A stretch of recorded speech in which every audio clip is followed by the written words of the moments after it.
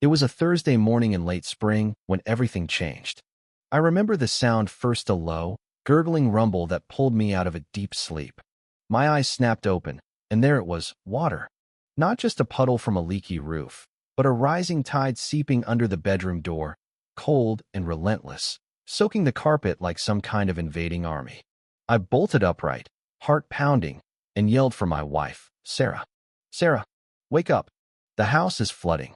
We lived in a quiet suburb just outside Atlanta, in one of those planned communities where every house looked like it came from the same cookie-cutter mold.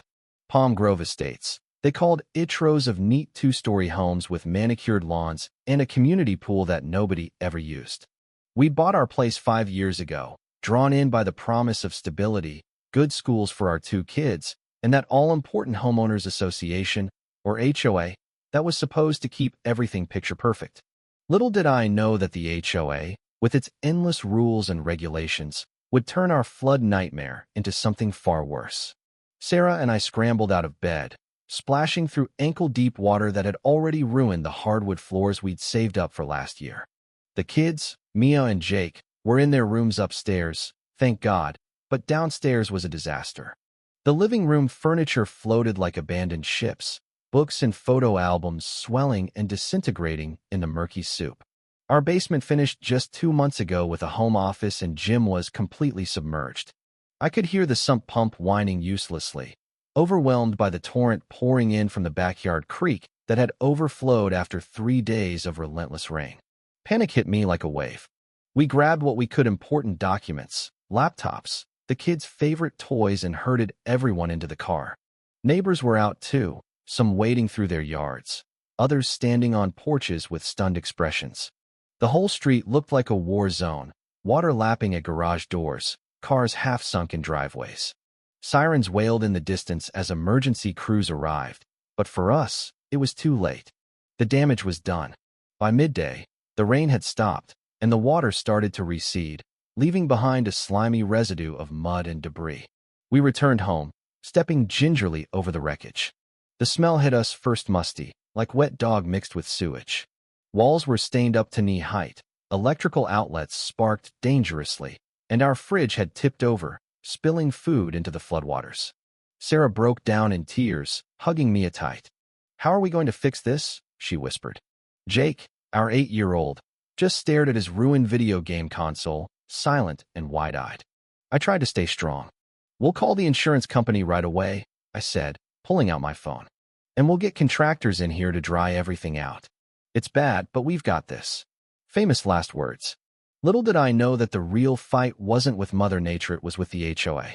Our first inkling of trouble came that afternoon when I called a local water damage restoration company. They promised to send a team within hours to pump out the remaining water and set up industrial fans. But as I hung up, my neighbor Tom from across the street wandered over, looking grim. Tom was on the HOA board, a retired accountant who took rules more seriously than his own blood pressure meds. "Hey, Mike," he said, eyeing the mess. "Before you do anything, make sure you get board approval for those contractors. Remember, Article 7, Section 3, all external vendors need pre-approval to maintain community standards." I laughed it off at first. "Come on, Tom, this is an emergency. The house is rotting as we speak." But he wasn't joking. Rules are rules, Mike. We can't have just anyone traipsing through the neighborhood. Last year, that guy with the leaky roof hired some fly-by-night crew, and they left tire marks on the common areas.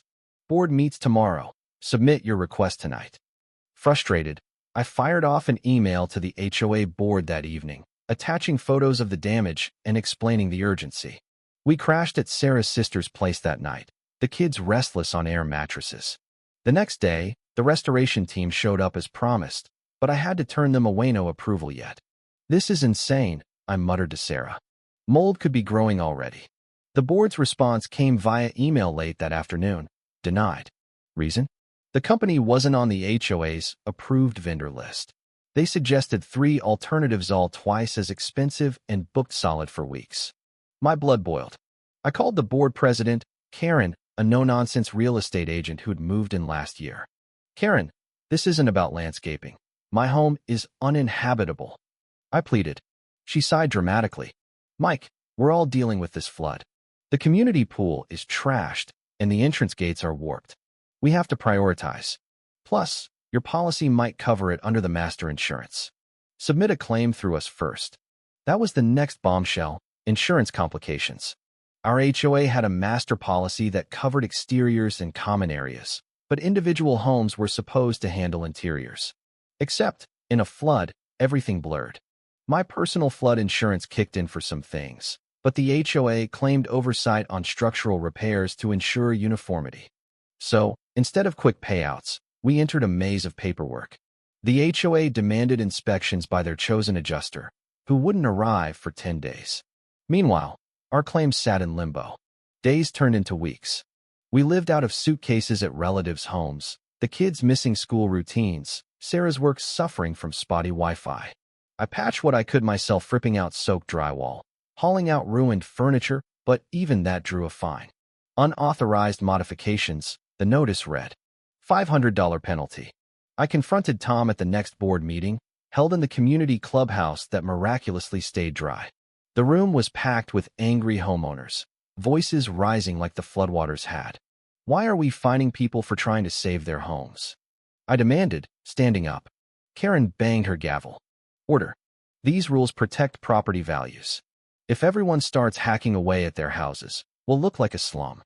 But we're already a disaster zone, shouted Linda from down the block, her basement still flooded. Murmurs of agreement rippled through the crowd. Tom cleared his throat. Look, the board is proposing a special assessment to cover communal repairs $2,000 per household. The room erupted. Are you kidding? We're already out thousands, someone yelled. I felt my face heat up. My family's displaced, and you're hitting us with more bills? This is extortion. Karen's eyes narrowed. It's in the bylaws, Mike. Vote yes or no, but dissenters will still pay. The assessment passed by a slim margin, thanks to a few unaffected board allies. That night, Sarah and I argued for the first time in years. We should sue them, she said, tears streaming. This is ruining us. The unforeseen consequences piled up like debris. Our temporary hotel stay drained our savings $200 a night for a cramped room. Mia developed a cough from the stress, or maybe from mold exposure during our brief visits home.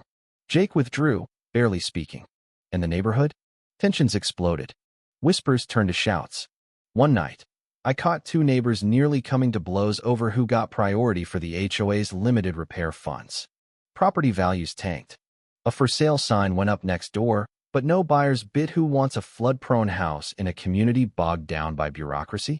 Our home sat like a ghost, windows fogged with humidity, black mold creeping up the walls. The health risks were real. A doctor warned us about respiratory issues if we didn't remediate soon. Regrets hit me hardest in the quiet moments. Why hadn't I read those HOA bylaws cover to cover before buying? We'd trusted the system, assuming the association would have our backs in a crisis. Big mistake. I regretted not advocating earlier, pushing for emergency protocols at meetings I'd skipped because they seemed boring. And financially, we'd skimped on extra flood coverage, thinking the HOA's policy was enough. Now, with assessments and delays, we were drowning in debt. But we fought back.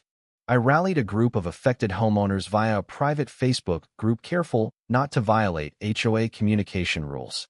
We reviewed bylaws obsessively, finding loopholes. Emergency repairs could be approved retroactively if documented properly. We bombarded the board with petitions demanding faster action. Communication was key. I scheduled one-on-one talks with board members, appealing to their humanity. Tom, your grandkids play with mine. Help us out here. Slowly, cracks appeared. Karen relented on vendor approvals after I threatened legal action, citing state laws on unreasonable delays. We sought external help too. A lawyer specializing in HOA disputes reviewed our case pro bono at first, pointing out the board's fiduciary duty to act reasonably. We applied for FEMA aid and nonprofit grants, which covered some relocation costs. Bit by bit, we clawed our way forward. The high point of low, depending on how you see it, came 3 months in, at a special emergency meeting. The board had dragged their feet on insurance disbursements, claiming disputes over preventable damage. I'd had enough. Armed with photos, doctor notes, and a stack of emails, I stood before the crowd. This isn't protection, it's paralysis. I warned. My family's health is at stake because you care more about paint colors than people. Karen fired back. You're exaggerating, Mike. Rules keep us civilized. But the audience turned. Boos echoed, and one by one, neighbors shared their stories: lost jobs from displacement, marriages strained, kids traumatized. A vote was called to overhaul emergency procedures. It passed overwhelmingly, forcing the board to expedite claims. In the end, we rebuilt. Contractors finally arrived, insurance paid out, mostly, and life inched toward normal. But scars remained. Our home felt different, tainted by the ordeal. Relationships frayed. Tom and I barely nodded hello anymore. And the HOA? Reformed, somewhat, but trust was shattered. Looking back, the flood was nature's fury, but the saga revealed the dark side of rigid systems. Show good intentions pave hellish roads. It taught me to prepare, advocate, and never assume protection comes without strings. Now, think about this. Are HOAs more harm than help in disasters, stifling recovery with red tape? Should we abolish them altogether, or just demand better accountability? Have you faced a similar nightmare? Share your stories below. What rules would you change if you ran the board? Hit like if this hit home, comment your thoughts to keep the debate going, and subscribe for more real-life tales that expose the truths we all face. Let's discuss. Your voice matters.